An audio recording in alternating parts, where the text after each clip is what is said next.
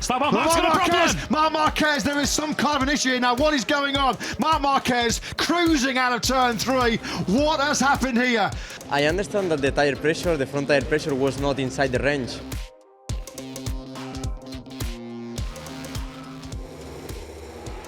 Tyre pressure is quite simply how much air you inflate the tyre with, so what pressure it must be. If the tyre pressure is too low, the tyre can move too much, overheat, it's a safety thing. So it has to be at a minimum pressure to avoid any safety problems. As a technicians, we love to run with a very low pressure. In most of the conditions, low pressure gives more performance. But then, in the last few years, we have a limit that we cannot be below a level decided by Michelin.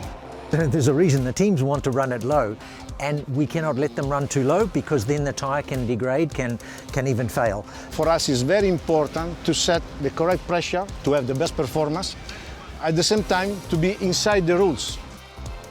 The whole team set target, seeing all the data from the past days of riding, and they decide a pressure to start with.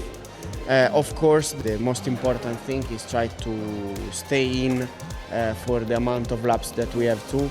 You don't decide everything on the race. I mean, it was always a previous preparation. Ducati have a very good work system, and we have meetings and before the race for try to understand which problems we can have during the race. And yes, one of the points was the front tire pressure, because when you are leading, it's a bit difficult sometimes to calculate or to be precise.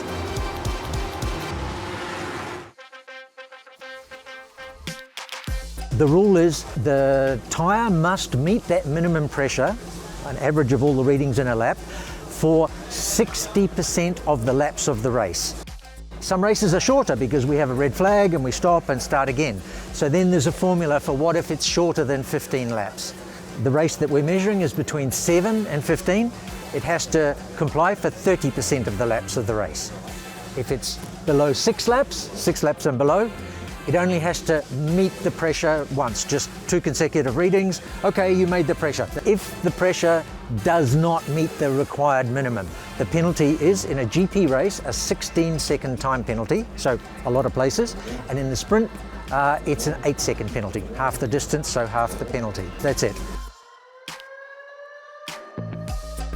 The dashboard is an alarm with the tire pressure, so you have to understand how to make it going higher. The official data from the sensors, official for race control, it's for us. We don't give to the teams. But of course the teams, being clever, they know they have a tyre sensor on the wheel, so they take this data and they internally use it, and most teams will put a display on the dashboard to say to the rider, hey, pressure's in danger, it's getting close, pay attention, now it's too low. And the rider can try to adjust. The fact of the pressure, the front tire, is a stress for the rider when they are riding, because increasing, no good feeling. But for us, we set the pressure, is a big stress inside the garage. We do the calculation, we do the pressure, but then we don't know. We are blind during the race. So always, I'm afraid, will be okay the pressure or not? How will be? You know only after the race, because we don't have any data in real time. And this is something really stressed me so much. During the weekend, we ride a lot of times alone, and you can more or less have it under control. But when you are behind 4 or 5 riders, the tire pressure goes up very quick. So it's something that you have to manage very well. If the pressure is above, you probably have to get out of the slipstream. That always helps. And if it's the opposite thing, to stay behind and to brake a little bit harder, to put the front pressure a little bit more high. I make pressure to my rider.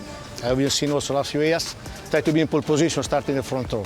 This makes your job easier, because if you can start in front of the race, at the beginning, you don't have all the side effect of increasing the front tire temperature and pressure. So it's the best strategy.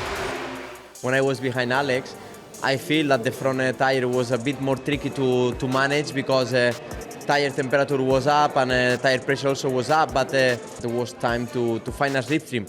Doesn't matter if it was my brother, if it was another rider. I mean, try to find a slipstream to try to avoid the penalty that was 16 seconds that give to you back on the grid.